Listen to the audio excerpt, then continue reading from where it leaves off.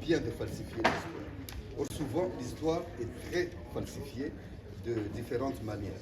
Ce que je veux dire par là, c'est que depuis que je suis arrivé en France, il y a 14 ans, et en Europe, on parle de la guerre, de la situation du Congo, mais pas réellement comme les choses se sont passées.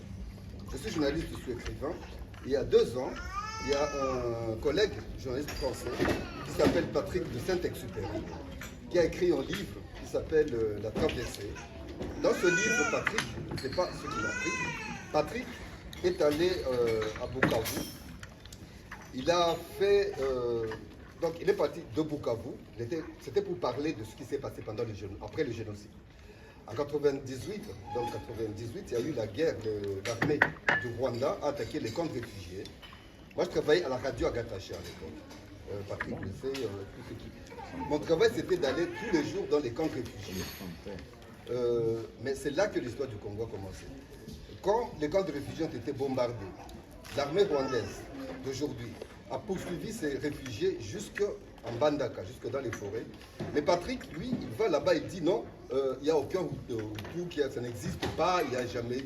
Moi, ça m'a révolté.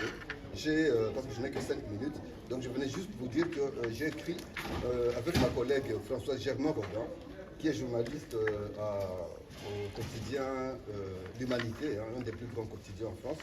On a écrit ce livre qui s'intitule La grande manipulation de Paul Kagame.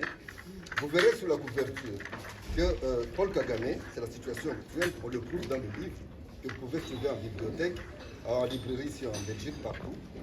Et puis il sera ici dans cette librairie du musée la semaine prochaine. Il est démontré que le Royaume-Uni, la France, les USA et la Nation des Nations Unies, enfin l'Organisation des Nations Unies à travers la MONUSCO, se servent de M. Kagame pour piller le Congo pour que nous puissions avoir les téléphones portables. Je n'ai que 5 minutes, donc je vous invite à acheter ce livre. Et après, nous avons, comme on a dit, nous avons les débats et puis on a du temps pour manger. Voilà ce que je voulais vous dire. Donc moi, ça me révolte qu'on falsifie l'histoire. Enfin, je vois que c'est le problème aussi de Mani. C'est le problème de mon grand frère Pichi Banda. Il ne faut pas falsifier l'histoire. Il faut dire les choses comme elles sont. Parce que dire aujourd'hui que au Congo, il n'y a pas de mort, il y a partout, il suffit de parler de M. Kagame, on vous ferme les portes. Il y a un confrère qui a écrit... Charles Donana, bon, lui, je ne peux pas dire, il cite des chiffres, 10 millions de morts. Moi, je ne peux pas savoir combien j'ai enterré de ces mains de morts. Il cite toutes les sources communes à Bukavu. Et dans la région, Patrick aussi, combien nous avons enterré. Personne ne peut dire combien il y a eu de millions de morts.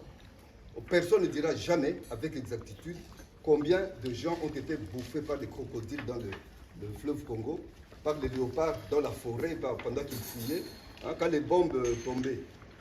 Les Katyusha, sous des quartiers. Nous, on les enterrés dans la ville. Le camp je travaille à Radio Gatacha. Mon travail, c'était d'aller tous les jours dans les camps de réfugiés. C'était une radio créée par la Fondation Suisse pour aider les réfugiés Hutus qui venaient de foutre le génocide chez eux. Et ces gens, tout d'un coup, 27 camps, bombardés à 5 h du matin. Kagame, l'armée rwandaise, ni aujourd'hui, ni depuis l'indépendance, n'a jamais eu d'avion de guerre. Ils ont été bombardés, mais d'où venaient ces armes? Mais aujourd'hui, on va nous dire que